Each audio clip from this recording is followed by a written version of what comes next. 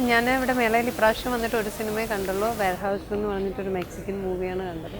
ശരിക്കും കണ്ടു തുടങ്ങിയിട്ടേ ഉള്ളൂ. എല്ലാ വർഷവും ചിലപ്പോൾ വരാൻ പറ്റാറില്ല, ചിലപ്പോൾ അവസാനത്തെ 2-3 ദിവസങ്ങളിലായിരിക്കും വരുന്നത്. അപ്പോൾ വന്നിട്ട് ഒരു ഓട്ടപ്രദക്ഷിണം പോലെയാണ്. പടങ്ങളിങ്ങനെ ലിസ്റ്റ് ചെയ്ത് വെച്ചിട്ട് കാണേണ്ട സിനിമകൾ എന്ന് പറഞ്ഞിട്ട് പ്രിയപ്പെട്ട സിനിമകൾ ഇങ്ങനെ ലിസ്റ്റ് ചെയ്ത് വെച്ചിട്ട് കണ്ടു തീർക്കും. പക്ഷേ ഇപ്രാവശ്യമെങ്കിലും കൂടുതൽ സിനിമകൾ കാണണമെന്ന് വിചാരിച്ചിട്ടാണ്. ഇന്നിപ്പോൾ 3rd ഡേ ആയി. നോട്ടിനിപ്പോൾ കണ്ടിന്യൂസ് കാണണമെന്ന് വിചാരിക്കണം.